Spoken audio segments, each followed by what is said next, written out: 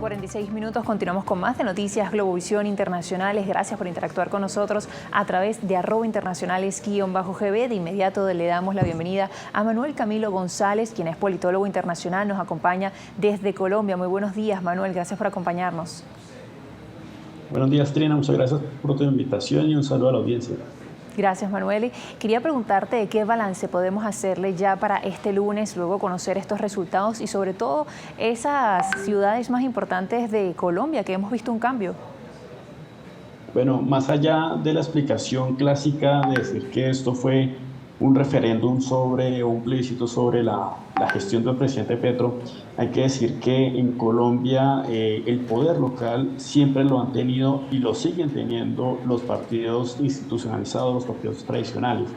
Hay que decir que efectivamente lo que demuestra esta elección es que los partidos tradicionales tienen más estructura, más maquinaria, más recursos que los partidos nuevos, y hay que decir que efectivamente el pacto histórico como una coalición de gobierno, incluso una coalición de partidos que ayudó al presidente Gustavo Petro a llegar a ese cargo, pues obviamente lo que demuestra es esa fragilidad en términos organizativos.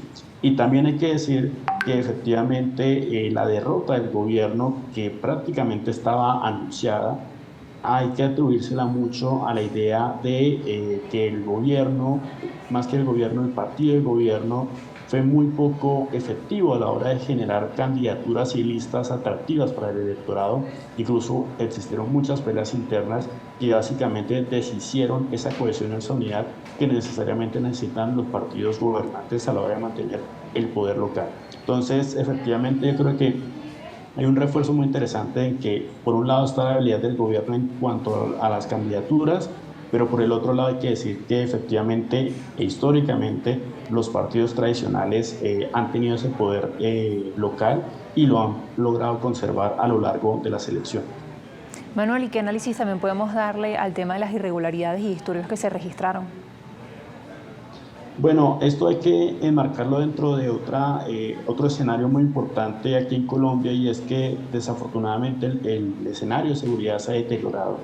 Todo esto enmarcado en lo que se ha visto de la política del gobierno, que es la de la paz total, y es que el gobierno, en su afán de tratar de generar varios frentes de negociación, lo que ha hecho es empoderar desafortunadamente a grupos criminales, disidencias, insurgencias que obviamente quedaron como rezago del proceso del 2016. En ese sentido, pues lo que sucede mucho en estas elecciones locales, por eso digo que más allá de un referéndum sobre las políticas del presidente Petro, pues obviamente la mayoría de estos municipios y de ciudades pues lo que tienen son problemas de inseguridad. Entonces efectivamente lo que se ha impuesto en estas elecciones son políticas mucho más relacionadas con la mano dura y mucho menos con la conciliación y el diálogo. Entonces eso sí tiene mucho que ver en términos de el escenario de seguridad que enmarcó estas elecciones, y pues obviamente lo que sucedió en términos mucho más concretos, las sazonadas que hubieron contra los locales de la Registraduría Nacional, que obviamente tienen que ver con casos aislados en donde no se respetaron los resultados electorales. Pero sin embargo, hay que decirlo que realmente las elecciones se llevaron en paz, a pesar de un escenario en donde efectivamente los grupos armados ilegales pues tuvieron mucha incidencia previamente a ellos.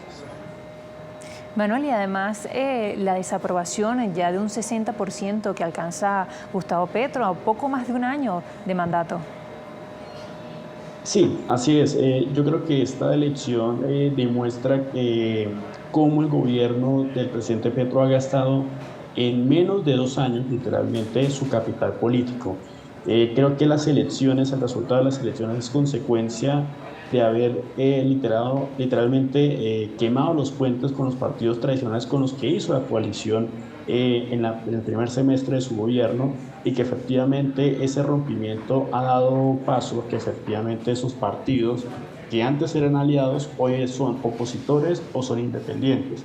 Y realmente lo que la elección demuestra es que estos partidos tradicionales, al tener mucho más digamos, recursos, mucho más movilización de los votos a nivel local, pues demuestra que efectivamente el gobierno hizo un mal negocio al tratar de irse de manera independiente y tratar de generar candidaturas distintas a los de sus antiguos aliados.